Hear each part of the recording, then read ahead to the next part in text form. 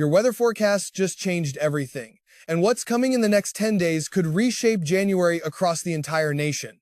Right now, at this very moment, three massive weather systems are colliding over North America. The jet stream is splitting apart, and by January 10th, 120 million Americans will experience a temperature swing so dramatic it hasn't happened in 20 years. Here's what you need to know in the next 15 minutes. At the 3-minute 20-second mark, I'm revealing the exact date your area gets hit. At minute 5, you'll discover the shocking connection between Alaska's record cold and your backyard. And by minute 12, you'll have a step-by-step plan to protect everything you own. But first, this urgent update just came through. The European weather model overnight, it just confirmed something terrifying. A ridge of high pressure, bigger than Texas and California combined, is building over the eastern United States. In weather terms, that's a wall of warm air. 80-degree readings in Louisiana, 75 in Georgia, 68 degrees in Virginia. In January, wait, that sounds good, right? Hold that thought. Because here's what the models aren't telling the mainstream media. This ridge, it's a trap, and the atmospheric pressure behind it is dropping faster than the stock market in 2008. We're talking about a pressure gradient so steep, weather scientists are using words like unprecedented and historic. Remember when God parted the Red Sea? The Israelites walked through on dry ground. But then the waters returned with devastating force. This weather pattern? It's following that same divine rhythm, calm before the storm. And what's coming next will test every preparation you've made.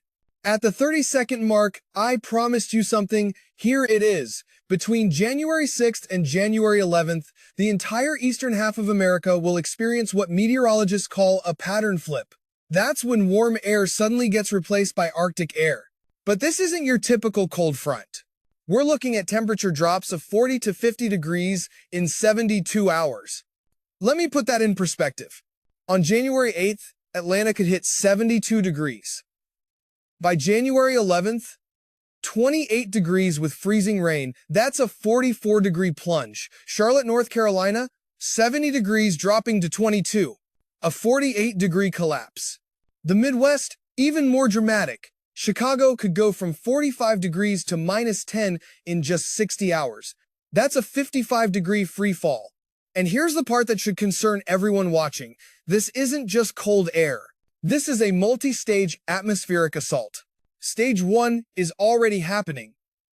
Alaska has been locked in brutal cold since November. -30 to -40 degree temperatures. The coldest air on the continent is sitting up there like a coiled spring. And that cold air? It's about to get released. Stage 2 begins this weekend. A ridge builds over the western United States. Sounds harmless. But that ridge is going to act like a ramp. It's going to launch all that Arctic air from Alaska straight down into the lower 48 states. By January 7th, that cold air crosses into Canada.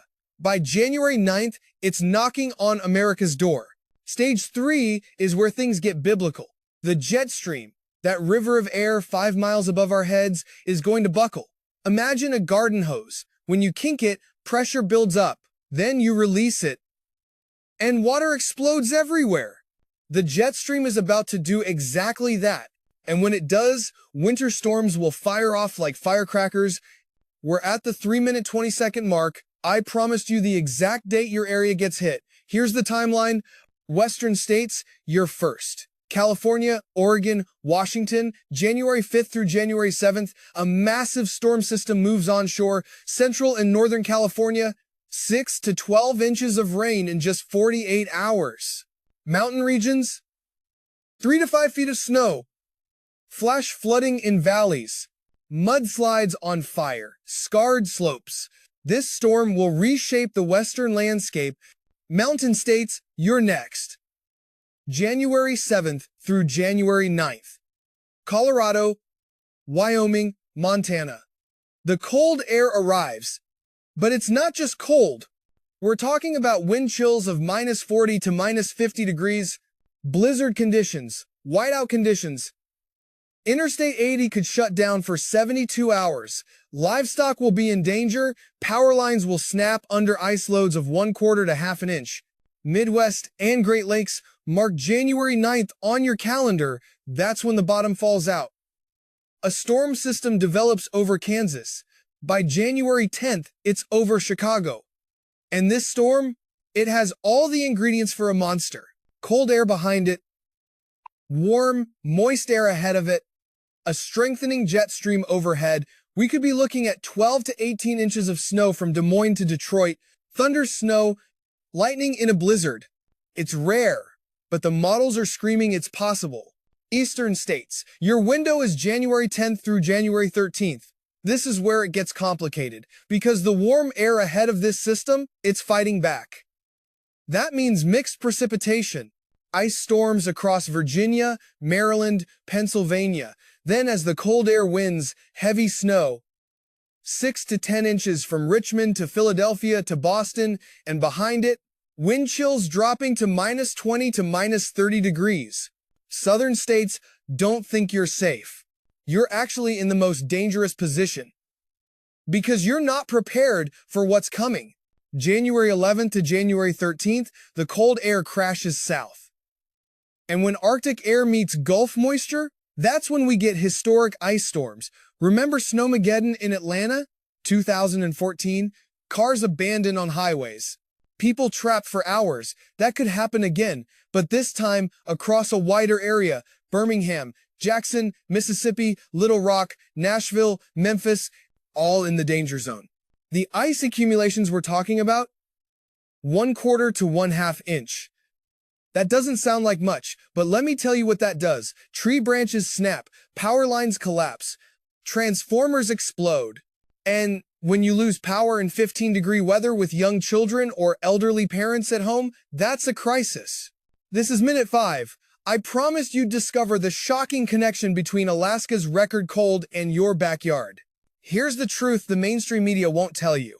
Alaska isn't just cold by coincidence. There's a weather pattern called the Eastern Pacific Oscillation, the EPO. When it's negative, cold air gets trapped in Alaska. When it flips positive, that cold air gets released. And right now, the EPO is transitioning from negative to neutral. That's the trigger. That's the release valve.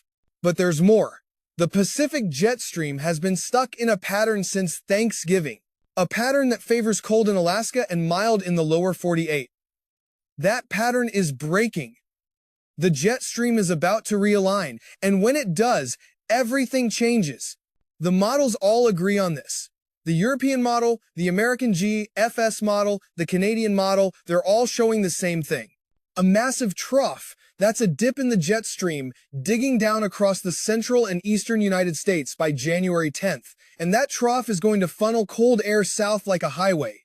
Here's where faith intersects with meteorology. In Ecclesiastes chapter 3, verse 1, Solomon wrote, "To everything there is a season and a time to every purpose under heaven." We've had our season of mild weather, warm Decembers, gentle Januaries. But seasons change, and just as God ordained the rhythm of seasons, He's ordained this pattern shift. Now, I'm not saying God is punishing anyone. Let me be crystal clear about that. But I am saying God controls the weather. Job 37, verses 6 through 10, God says to the snow, "Fall on the earth." He brings clouds and lightning and ice. He alone decides when winter arrives and when it leaves. And according to every model we have, God is bringing winter with full force in the next 10 days. This isn't a time to fear. 2 Timothy 1, verse 7 says, "God has not given us a spirit of fear, but of power and of love and of a sound mind." So instead of panicking, we prepare. We use the sound mind God gave us to take action. Let me show you what's happening in the upper atmosphere right now, because understanding the setup helps you understand the severity. Right now, there's a blocking pattern over Greenland. That's called a negative NAO, or North Atlantic Oscillation. When Greenland has high pressure, it forces the jet stream to bend around it. That bending motion is what creates these extreme temperature swings, and the Greenland block is strengthening. At the same time, we have a trough developing over Western North America. The models call this a positive PNA, or Pacific North America pattern. When the PNA is positive, we get ridges in the west and troughs in the east. That's the classic winter weather setup for the eastern two-thirds of the country. Combine a negative NAO with a positive PNA, and you get what meteorologists dream about, or nightmare about, depending on your perspective. You get prolonged cold. You get multiple storm systems. You get snow that measures in feet, not inches. And you get ice storms that cripple infrastructure.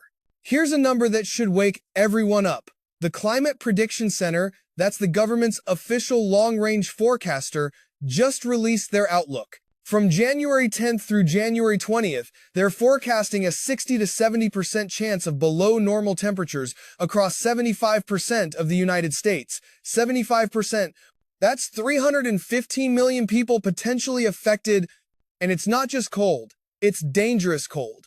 Wind chills in the northern plains could hit -50 to -60 degrees. That's instant frostbite territory. Exposed skin freezes in less than 5 minutes. Cars won't start.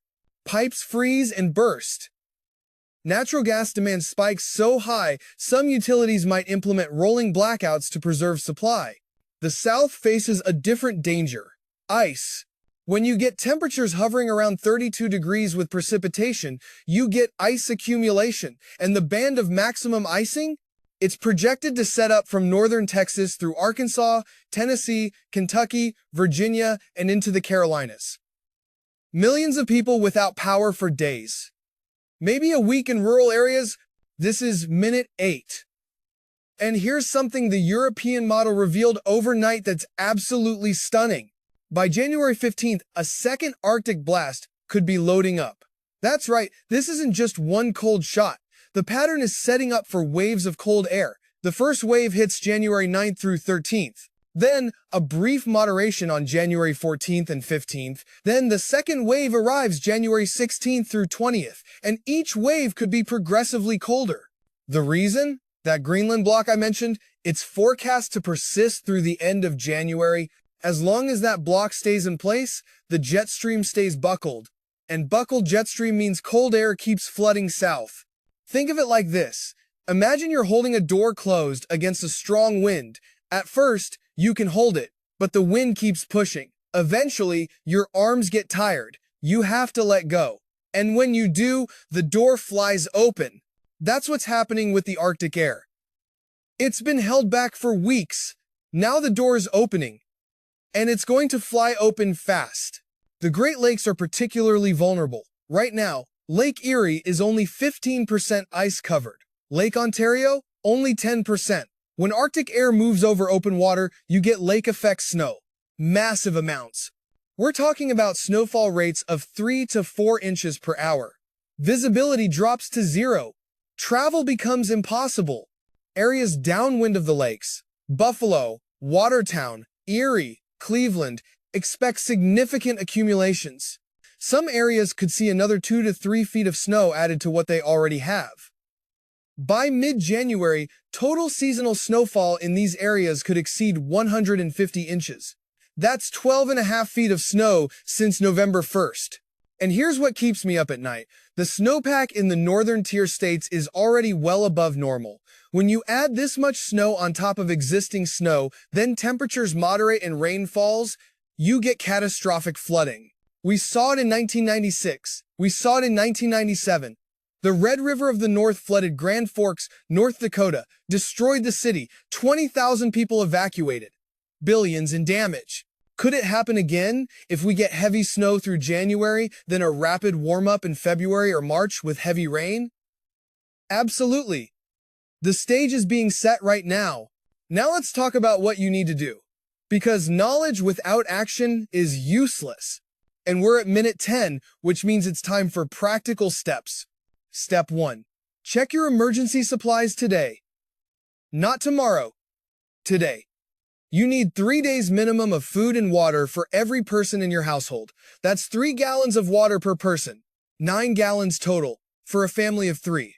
Canned goods that don't require cooking. Peanut butter, crackers, dried fruit, protein bars, and don't forget pet food if you have animals. Step 2. Medications. If you or a family member takes prescription medications, get refills now. Call your doctor, call your pharmacy, explain you need an emergency supply because severe weather is forecast. Most insurance companies will authorize early refills for weather emergencies. Do this before the storms hit. Because once roads become impassable, you can't get to the pharmacy. Step 3. Heat sources. If you lose power, how will you stay warm? If you have a fireplace, stock up on firewood this weekend. If you have a generator, test it now. Run it for 30 minutes. Make sure it works. And stock up on fuel. Gas stations will run out once the emergency starts. Here's a critical safety note. Never run a generator inside your home, garage, or within 20 feet of windows. Carbon monoxide kills. Every year, people die from generator exhaust. Don't let that be you or your family. Step 4. Protect your pipes. When temperatures drop below 20 degrees for more than a few hours, pipes can freeze. Open cabinet doors under sinks to let warm air circulate. Let faucets drip slightly, both hot and cold. Moving water doesn't freeze as easily. Disconnect garden hoses from outside faucets. Drain them. Cover outdoor faucets with insulated covers. If you have a basement, check for any exposed pipes. Wrap them with foam insulation or heat tape. A burst pipe can cause thousands of dollars in damage. 1/4-inch crack in a pipe can spray 250 gallons of water per day. That's a flooded basement in hours. Step 5. Vehicle preparation. Make sure your car has at least half a tank of gas at all times during this period. Keep an emergency kit in your vehicle. Blankets, flashlight, batteries, first aid kit, granola bars, bottled water, jumper cables, a small shovel, kitty litter or sand for traction if you get stuck. Check your tires. Tread depth matters in snow and ice. If your tires are worn, replace them before the storms arrive. Check your battery. Cold weather kills weak batteries. If your battery is more than 3 years old, have it tested. Step 6. Communication plan. Charge all devices fully. Have backup power banks charged. Make sure every family member knows the plan if you get separated. Where do you meet? How do you contact each other if cell towers go down? Write down important phone numbers. Don't rely on your phone's memory if your phone dies. Step 7. Elderly and vulnerable neighbors. This is where Christian charity comes into play. Check on your neighbors, especially the elderly, disabled, or those living alone. Offer to help them prepare. Offer to share supplies if they need them. In Matthew 25, verse 40, Jesus said, "Whatever you did for the least of these, you did for me." This is the time to be the hands and feet of Christ in your community. The church isn't just a building. It's the body of believers taking care of each other. If someone in your neighborhood needs help, help them. Step 8. Monitor forecasts closely. Weather changes rapidly in these setups. What looks like rain today could be ice tomorrow. What looks like snow could be a blizzard. Check forecasts multiple times per day. Have a weather radio with battery backup. NOAA weather radio broadcasts continuous updates. When warnings are issued, you'll know immediately. Speaking of warnings, understand the difference between a watch and a warning. A watch means conditions are favorable for severe weather. It could happen. A warning means severe weather is occurring or imminent. Take immediate action. We're at minute 12. And here's the part everyone needs to hear. If you live in the South and you see ice in the forecast, don't drive. I know Southerners aren't used to winter weather. I know you think you can handle it. You can't. Nobody can handle ice. Not even experienced northern drivers. Ice is ice. There's no traction, no control. You slide into intersections. You slide into other cars. You slide off roads.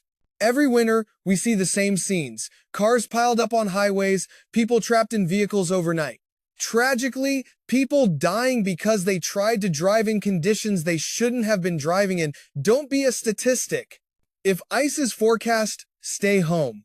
And if you're already on the road when ice starts falling, find the nearest safe parking lot. A gas station, a grocery store, a church. Pull in and wait it out. Call your family. Tell them you're safe. But don't try to drive home on ice-covered roads. For northern states facing blizzards, the rules are different but equally important. If a blizzard warning is issued, stay inside, don't travel. Visibility in a blizzard can drop to 0. You can't see 2 feet in front of your car. Whiteout conditions cause deadly pileups on highways every year. If you lose power during extreme cold, stay in one room, close doors to other rooms. Hang blankets over windows for insulation. Layer clothing. Wear a hat indoors because you lose significant body heat through your head. Stay active to generate body heat, but don't overexert yourself if you're elderly or have heart conditions. And here's something many people don't know. If you're trapped in your car during a blizzard, stay with your vehicle unless you can see a building within 100 yards. More people die trying to walk to safety in blizzards than die staying with their vehicles. Your car provides shelter from wind. Run the engine periodically for heat, but make sure your exhaust pipe isn't blocked by snow. Carbon monoxide poisoning kills quickly. The spiritual parallel here is profound. In Psalm 46, verse 1, it says, God is our refuge and strength, a very present help in trouble. When storms come, literal or figurative, we don't face them alone. God is with us. He's our shelter, our protection, our provider. This weather event is a reminder of how small we are and how big God is. We can't control the weather, we can't stop the storms, but we can trust the one who spoke the universe into existence, the one who commands the winds and waves, the one who knows every hair on your head and every breath you'll take. Proverbs 3, verses 5 and 6. Trust in the Lord with all your heart and lean not on your own understanding. In all your ways acknowledge him, and he will direct your paths. That's not just a nice verse, that's a survival strategy. Trust God. Prepare wisely. Act with wisdom and caution. Now, we're at minute 13. Let me summarize what's coming and when. This weekend, January 4th through 6th, the ridge builds. Temperatures climb. Enjoy it while it lasts. But start preparing. This is your prep window. Monday, January 6th, western storms develop. California gets hammered with rain, mountains get buried in snow. Wednesday, January 8th, pattern shift begins, the ridge weakens, the trough digs in from the west. Thursday and Friday, January 9th and 10th, the first Arctic blast arrives. Temperatures crash across the Midwest and Great Lakes. Heavy snow in the snowbelts, blizzard conditions possible. Saturday through Monday, January 11th through 13th. The cold air spreads east and south. Ice storms in the mid-south. Heavy snow in the northeast. Life-threatening wind chills in the northern plains.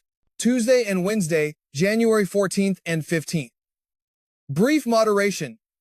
Temperatures rise slightly. This is a false spring. Don't be fooled. Thursday onward, January 16th and beyond, second Arctic blast arrives, potentially even colder than the first. This cold air could persist through the end of January. The overall message? We're entering a 10 to 14-day period of dangerous winter weather, affecting the majority of the United States. This is not a regional event. This is a national event, and it requires national attention and national preparation.